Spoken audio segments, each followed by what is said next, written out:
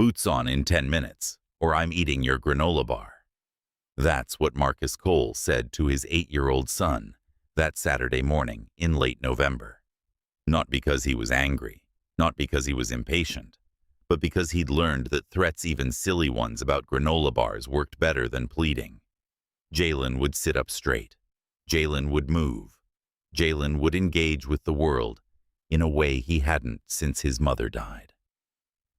Marcus had woken at 5:30 that morning. He'd done what he always did on Saturday mornings now. He'd made coffee, too strong. Burned on the edges where he'd set the timer wrong the night before, just like Denise used to complain about. He didn't try to fix it anymore.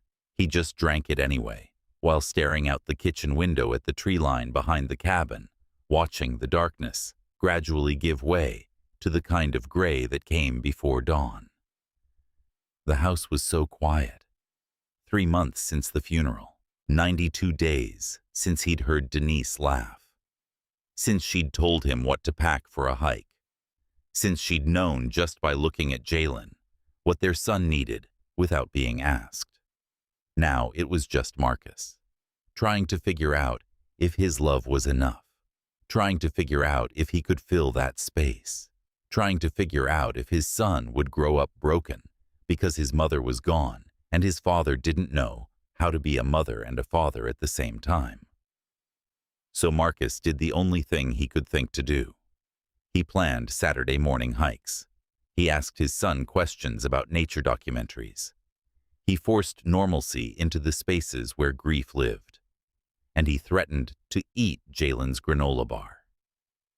By 5:45, Jalen was at the kitchen table, blonde hair sticking up in 17 different directions, eyes still half closed, but dressed, boots on, backpack ready. They drove to Ridgeback Trailhead in silence. Jalen stared out the window. Marcus tried to think of things to say that wouldn't sound forced or desperate, or like he was trying too hard to be enough for his son. The parking lot was empty when they arrived. Marcus parked the truck and turned off the engine and sat with his hands on the steering wheel, gathering himself. "You ready?" Jalen looked out at the forest, at the North Loop Trail that disappeared into the trees, at the cold November morning where the sun hadn't fully committed to rising yet. "Yeah," Jalen said. Just one word. But it was more than he'd said in days. Marcus took that as a victory. They stepped out of the truck into the cold. Their breath was visible immediately, the kind of cold that made you feel alive, because it was sharp enough to cut through numbness. Marcus adjusted both their packs, made sure Jalen's jacket was zipped, made sure they had water and snacks, and the kind of safety equipment you needed when you were a ranger who took his son into the forest. At 6:15, they were on the trail. The forest was different in the morning, more itself. The pine needles on the ground were still damp from dew. The light filtered through the trees in these specific ways that only happened at this hour. Marcus knew this forest like he knew his own body. 11 years as a seasonal ranger, then 8 years as a full-time patrol officer. He'd walked every trail in Blackwood State Forest, in snowstorms and heat waves, and that one really bad time, he'd eaten gas station sushi on a dare. But today, something was different about the way the forest made him feel. Maybe it was having Jalen beside him. Maybe it was the sound of his son's footsteps. Maybe it was the fact that for the first time since Denise died, they were here together, fully present, not thinking about what they'd lost. For the first mile, Jalen talked. "Dad, did you know that penguin chicks make specific sounds so their parents can recognize them in a crowd?" Marcus listened to his son describe the nature documentary he'd watched. How every single penguin sounds different. How a mother penguin would know her baby just by hearing its voice, even in a crowd of thousands, even in the dark. "It was extraordinary," Marcus said. "I know," Jalen said. "I thought so too." And for those 40 minutes, Marcus felt like maybe he was doing something right. Maybe taking his son into the forest on a cold Saturday morning was exactly the thing he needed to do. Maybe his love could fill some of the space that Denise left behind. They were maybe a mile and a half in when Marcus felt the forest shift. It wasn't something he could articulate. It was the kind of feeling a ranger developed after 11 years of paying attention. The quality of the air changed. The light fell differently. The forest had secrets, and this particular piece of forest was keeping a big one. He stopped walking. Jalen crashed into him from behind, because kids don't have the patience for sudden stops. Dad Marcus held up his hand. They'd developed this signal over the years. When Marcus held up his hand, something real was happening. Something that mattered. About 30 yards off the marked trail between two spruce trees, Marcus saw it. The ground looked wrong. Not fallen tree wrong. Not erosion wrong. Not natural wrong. Disturbed wrong. The kind of wrong that meant human hands had been working here. Recently. The pine needles were arranged too deliberately, like someone had taken time to rake them, to make them look natural. Underneath, just barely visible, the soil was darker and looser than it should be. Fresh, still settling. "Stay on the path," Marcus said. "What is it?" "Stay on the path, Jay. Right here. Don't move." Marcus stepped off the trail. He moved toward it, the way he'd been trained. Quiet footfalls. No announcement of his presence. 11 years of not spooking deer. 11 years of understanding that sometimes the smallest sounds changed everything. He crouched when he got close enough. The soil had definitely been turned over. Recently, within the last 24 hours, maybe less. It hadn't had time to settle or crust over from the cold. There were no animal markings. Deer didn't dig like this. Foxes didn't. Raccoons didn't. This was human. He put his hand flat on the ground and felt it.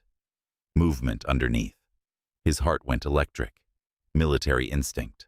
Muscle memory. Everything he'd learned in Afghanistan took over before conscious thought could catch up. He jerked back, hand pulling away, blood slamming through his veins. Then he heard it. A sound so faint he almost convinced himself it wasn't real. A voice, muffled, underneath the earth. "Help me. Please, help me." And then everything changed. Marcus wasn't ready for that. But he had no choice. He started to dig.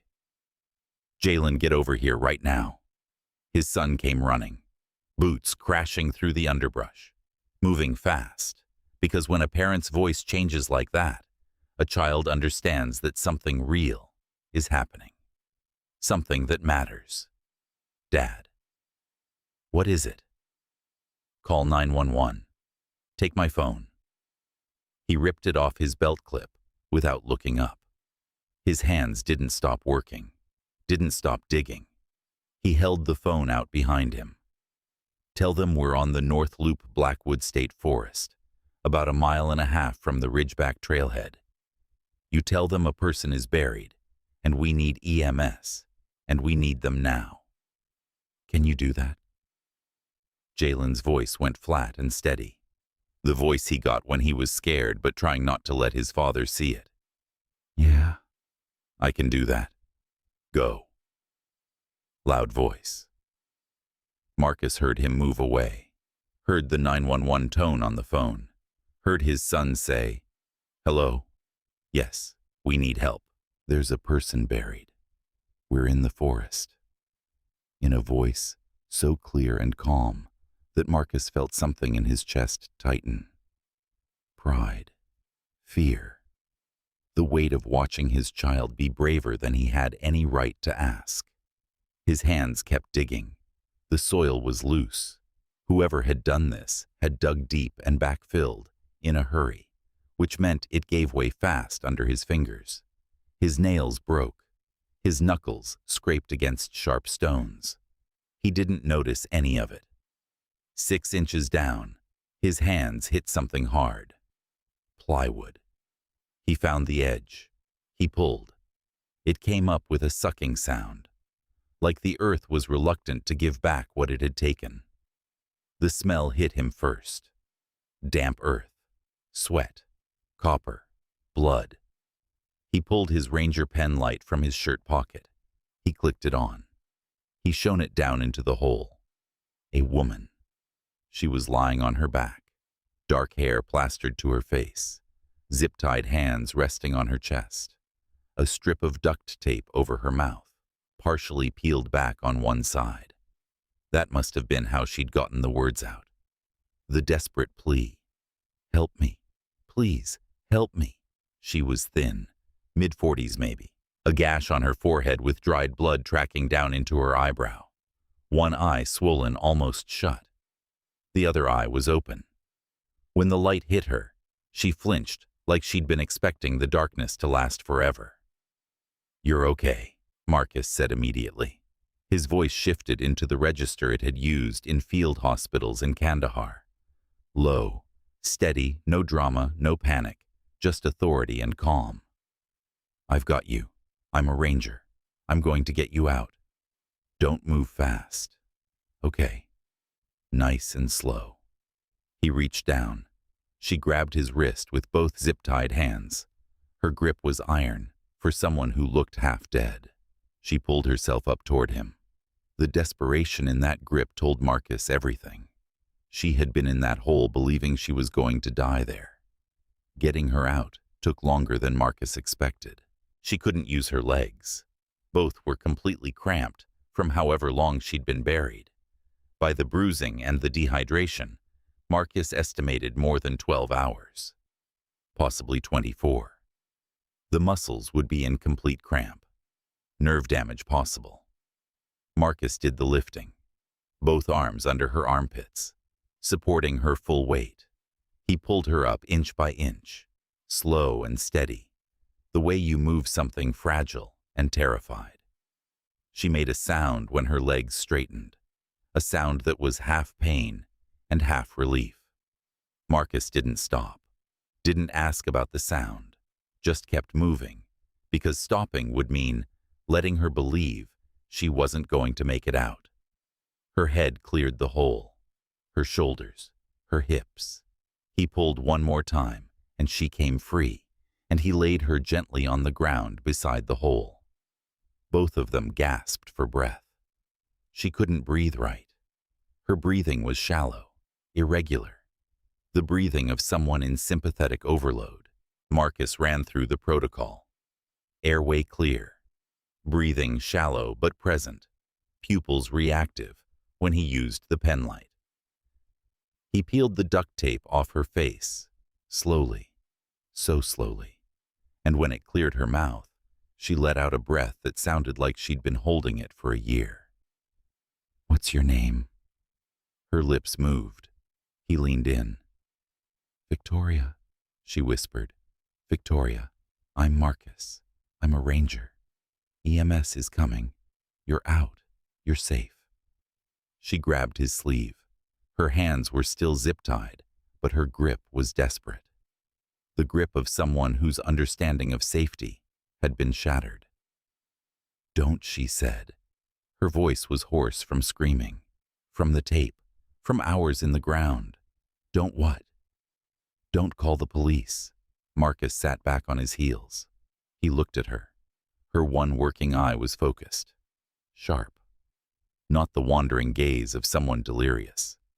She knew exactly where she was and what she was saying and how much it cost to say it. "If you call the police," she said, "they will kill my son."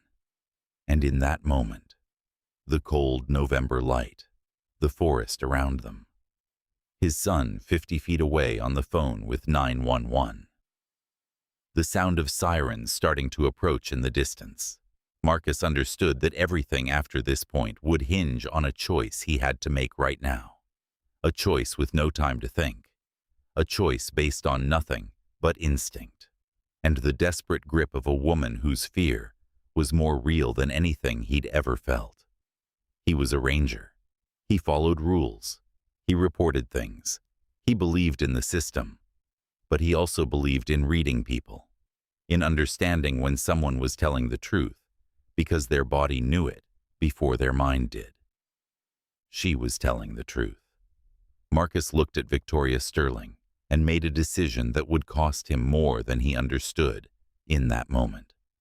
He looked back at her and nodded. "I won't call the police," he said. "I'll take care of it." Relief flooded her face, just for a moment. Then the fear came back, because relief and fear were not opposites anymore. They were the same thing. He heard the EMS vehicles pulling up at the trailhead. He heard voices coordinating, the sound of urgency and protocol, and the machinery of help.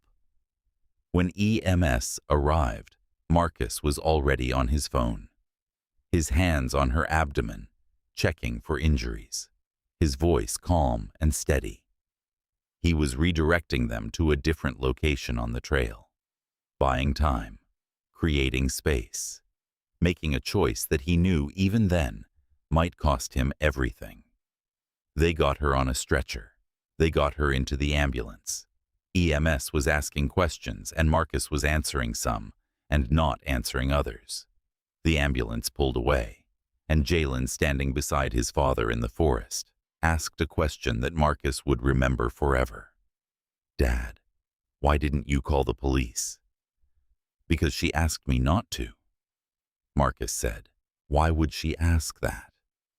"Because the people who put her in the ground are also the people she was afraid of. And sometimes the people who are supposed to protect you are the people you have to be afraid of." Jalen considered this information the way he'd been learning to consider complicated things since his mother died, with the seriousness of a child who understood that the world was more complicated than he'd thought. "Do you think we did the right thing?" Jalen asked.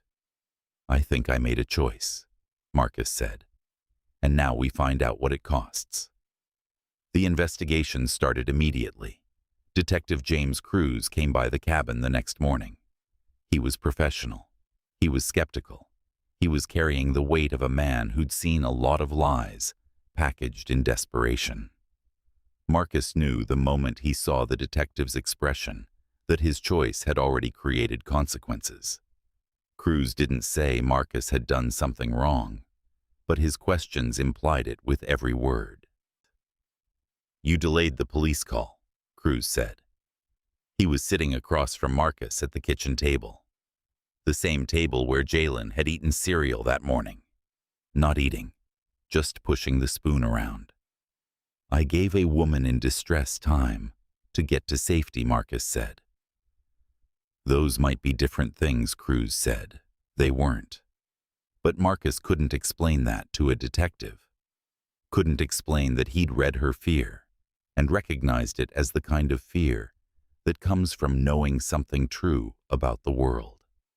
That the official channels were compromised. That the system that was supposed to protect her would instead destroy her. Cruz left him with the understanding that an ethics board would review his decision. That his job might be on the line. That choosing to trust a terrified woman over protocol had consequences. After the detective left, Marcus sat at the table for a long time. He didn't move. He didn't think about calling his supervisor or a lawyer or anyone who might help. He just sat there and tried to understand what he'd done. Later that afternoon, Jalen came home from school. He was quieter than usual, more withdrawn. He knew something was wrong. 8-year-olds could sense that kind of thing. Marcus made dinner, chicken and rice, Denise's recipe. Jalen picked at it without eating. "How was school?" Marcus asked. "Fine," Jalen said. "Anything exciting happen now?" Marcus wanted to tell his son that everything was going to be okay, that he hadn't made a terrible mistake, that they'd done the right thing by trusting Victoria. But he wasn't sure any of those things were true. That night, Jalen woke up screaming. Marcus was in his room in seconds. His son was sitting up in bed, covered in sweat, eyes open but not seeing anything real. The nightmares were about being buried, about darkness, about not being able to breathe. "I'm here," Marcus said. "Jay, I'm here. You're safe." Jalen crashed against his father, arms around Marcus's shoulders tight enough to hurt. Marcus held him. Didn't say anything, just held him and let his son's breathing gradually sink back up to normal. After a few minutes, Jalen said, "Was she dead?" "No, buddy. Did we save her?" "Yes, we did." Jalen pulled back and looked at his father. His eyes were clearer now, present again in his own body. "In the dream, I can't remember the words I said to 911. I call and call, but no one answers." Marcus put his hand on his son's shoulder. "The thing about dreams is they're not real," Marcus said. "What's real is that you were brave, that you helped, that your words mattered. How do you know she didn't die?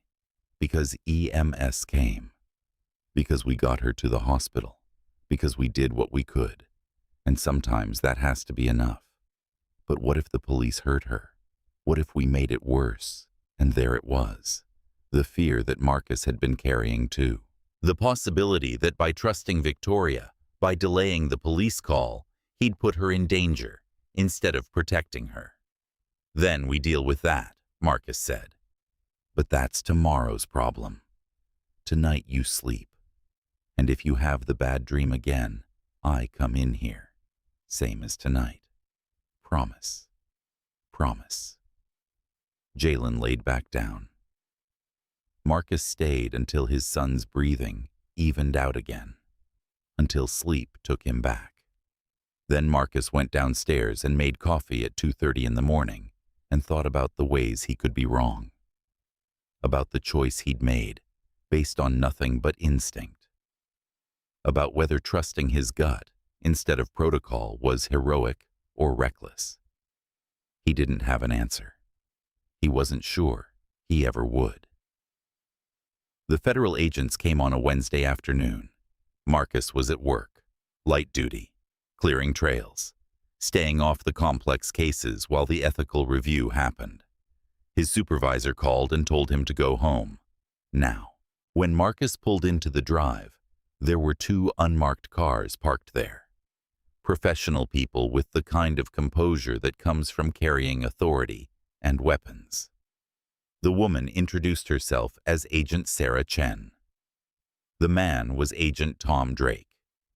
They had questions about Victoria Sterling. "I can't give you information about her," Marcus said immediately. "You can and you will," Chen said.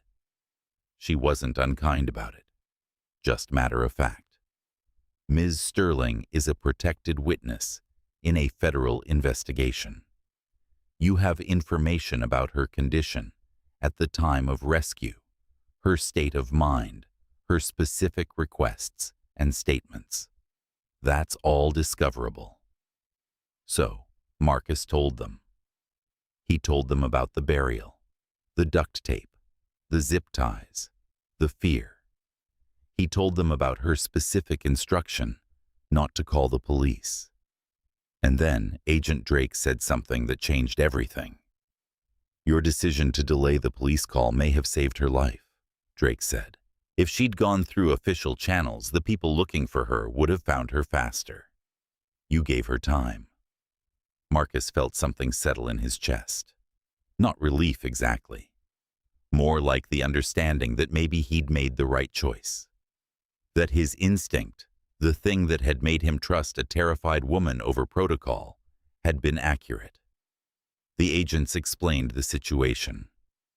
Victoria Sterling was the CEO of Sterling Systems Corporation. She'd discovered that the company was involved in classified military contracts with irregularities. Billing problems, security problems, the kind of problems that implied illegal activity. She'd tried to do the right thing. She'd tried to report it through official channels.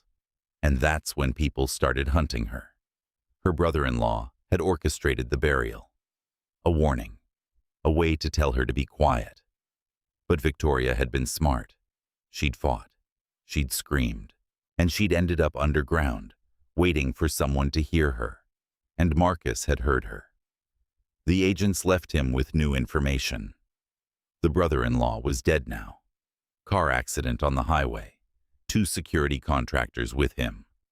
The immediate threat had been neutralized, but there were other people involved. Longer threats. The kind of threats that required federal protection. "We're not saying you're in immediate danger," Chen said. "But your address, your employment, your son's school, it's all in the record now. Be aware." After they left, Marcus sat at his kitchen table and did the math. Victoria had asked him to protect her. He'd chosen to trust her fear. And now the federal government was implying that danger had his address. He called Jalen's school and added his own name to the pickup list. Then he found the safe house number that Agent Chen had left on his table. The one that reached Victoria Sterling. She answered on the 3rd ring. "Marcus." "Are you safe?" he asked. "Yes. Are you?" The agents came by.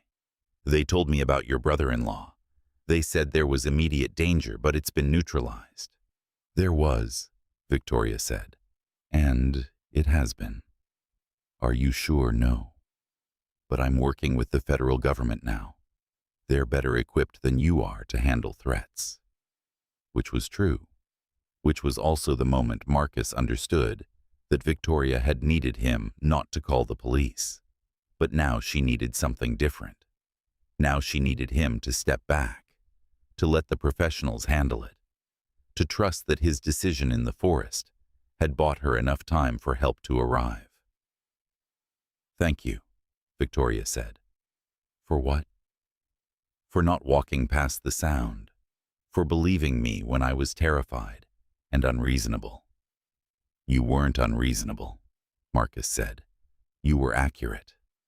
After they hung up, Marcus made dinner for Jalen. They sat at the kitchen table. Jalen did his homework and asked questions about photosynthesis and whether teachers were allowed to be wrong. Marcus answered the questions. Didn't mention federal agents or danger or the ways his choice might have cost him his career. Just held the ordinary moment and was grateful. The days turned into weeks. Marcus found himself in a strange limbo. The ethics board would review his decision. He was on light duty, clearing trails. Nothing important. Jalen returned to school but carried the weight of what he witnessed. Neither of them talked about it directly, but it was there between them. They existed in this space where something had happened, but no one was quite ready to acknowledge what it meant. Marcus went through the motions of his job, his parenting, his life. But something had shifted. He was no longer a man who trusted protocol. He was a man who trusted his instincts. And he was learning that living with that kind of trust required living with constant uncertainty. Jalen seemed to understand this better than Marcus. Jalen who called 911 perfectly. Jalen who was brave without knowing it. Jalen who was learning that sometimes you do something right and it still feels scary. One evening, about 3 weeks after the rescue, Jalen asked his father a question that made Marcus have to sit down. "Do you think we saved her life?" Marcus said. "I think we made a choice, and now we're learning what that choice means." "But did we save her?" "Yeah, buddy, I think we did, even though the police wanted to call." "Even though? Then why do you look sad?" Marcus looked at his son, really looked at him, and he realized that Jalen was trying to understand why his father's eyes went distant sometimes, why Marcus would start at sounds, why the house felt different now, even though Victoria was safe. "Because I'm not sure what it cost," Marcus said, "and I won't know for a long time." Jalen considered this. He was getting good at considering complicated things. The ethics board issued its decision 3 weeks later. Marcus's choice was deemed reasonable judgment under the circumstances. It was not an apology for doubting him. It was not a celebration. It was bureaucratic acknowledgement that he made the right call. The review found that Marcus had acted in good faith, that his decision, while unconventional, was justified by the circumstances and the information available to him at the time. Marcus returned to full duty. But his understanding of his job had changed. He was no longer just a ranger who followed protocol. He was a ranger who understood that sometimes protocol failed people, that sometimes the system was compromised, that sometimes you had to trust your instincts over the rules. The case against Victoria's brother-in-law moved forward. He died in a car accident before he could be arrested, along with 2 security contractors who worked for him. The immediate danger was neutralized, but the larger danger remained.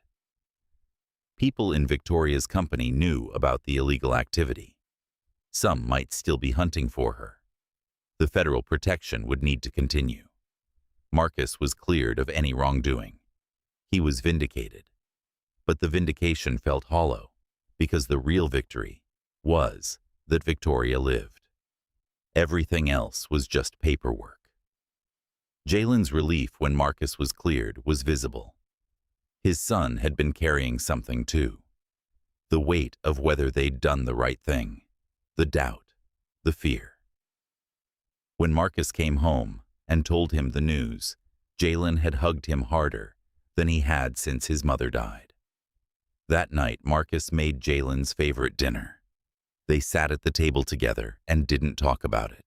They just ate and existed together in the space where the worst was over, but the effects lingered. Late January came cold and clear. Victoria arrived at Marcus's cabin on a Thursday evening. She was with her son Ethan, a teenager who carried the knowledge that his mother was hunted and buried. Victoria looked different than she did in the forest. Healed, but also carrying something new. A weight, a purpose. They came into Marcus's home. Jalen was doing homework at the kitchen table. He looked up and did the math. This was the woman from the ground. This was why his father made the choice he made. "You're Miss Sterling," Jalen said. "I am. You must be Jalen." "Yeah." He looked at Ethan. "You're Ethan." "Yeah." There was a pause.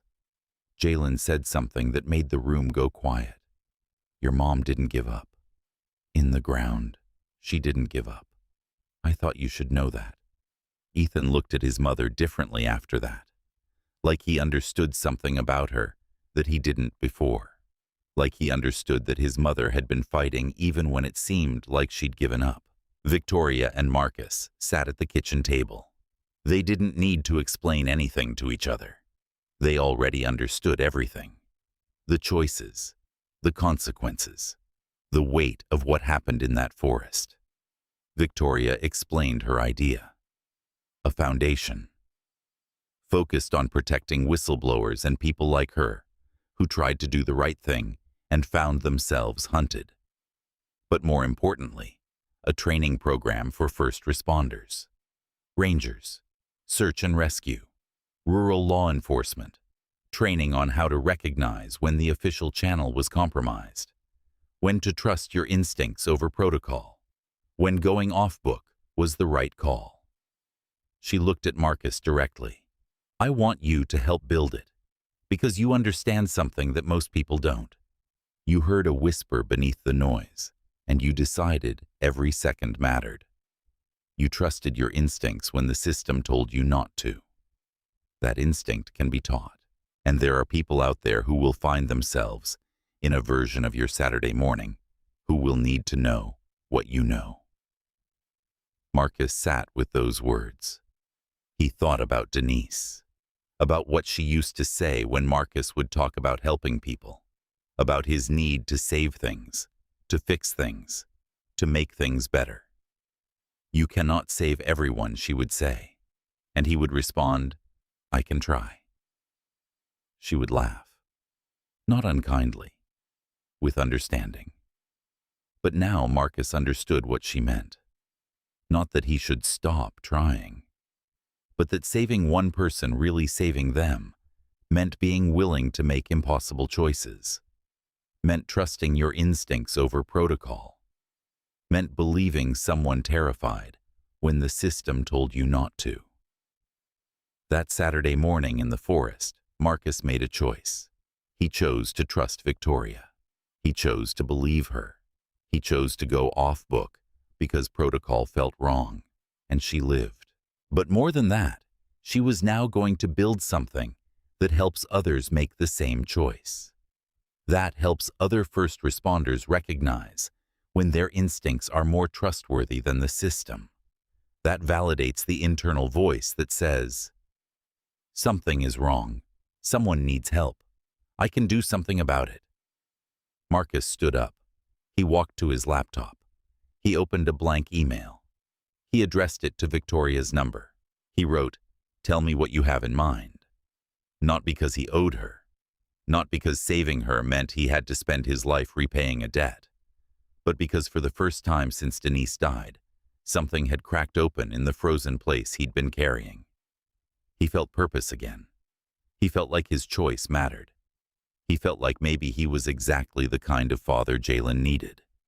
Not a perfect one, but one who trusted his instincts, one who made difficult choices, one who believed in something even when the system didn't. Jalen appeared in the doorway. He'd been listening. He asked, "Are you going to do it?" Marcus said, "Are you okay with that?" Jalen said, "You saved her, and the lady is going to help you teach other people how to save people." That seems right.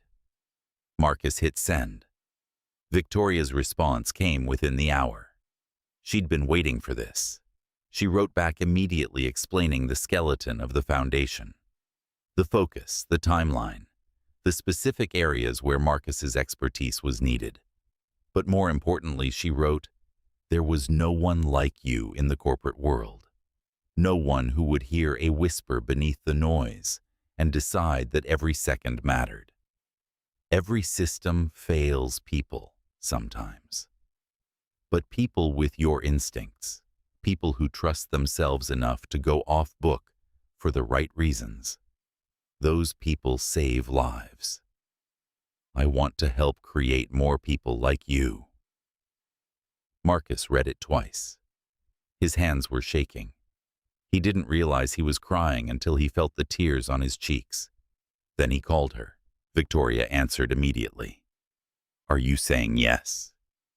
Marcus said, "I'm saying yes." And something in his voice told Victoria that this wasn't just about a foundation. This was about a man finding his way back from grief, finding purpose, understanding that the choice he made wasn't just about saving Victoria. It was about saving himself. It was about understanding that love, real love, didn't come from being perfect. It came from showing up, from making hard choices, from trusting yourself enough to go against the grain when it mattered. Jalen was listening. He understood what his father had just done. He was 8 years old, and he understood that his father had just changed the course of their lives. Marcus looked at his son and then back at the computer screen where Victoria's words were waiting. He felt Denise there, in that moment, not as an absence anymore, but as a presence, as the voice that had always told him to keep trying, as the woman who had believed in him even when he didn't believe in himself. "I can try," he said, to the empty room. And this time, it worked. 3 months later, Marcus and Victoria stood together looking at the design of the first training program. Jalen and Ethan had become unlikely friends, texting about video games and school, trading observations about their mothers, one about what his had taught him, one about what hers had done to save her own life. The foundation was officially launched. But the real transformation wasn't in the logistics. It wasn't in the board meetings, or the funding, or the detailed curriculum they'd designed. It was in the morning Marcus woke up and realized he hadn't thought about Denise's absence. He'd thought about Denise's wisdom, her understanding, her belief that he should keep trying. It was in the moment Jalen told his father that he wanted to be a first responder someday, that he wanted to help people the way his father does. It was in Marcus sitting on the porch of his cabin, looking out at the forest and feeling like maybe grief and purpose are not opposites.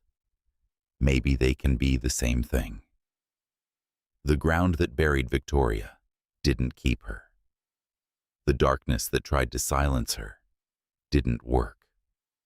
And the choice Marcus made in that moment to trust his instincts over protocol, to believe a terrified woman, to go off book for the right reasons. The choice rippled forward into something bigger than he could have imagined. Marcus Cole, a single father in a forest, heard a whisper from the ground and decided it mattered.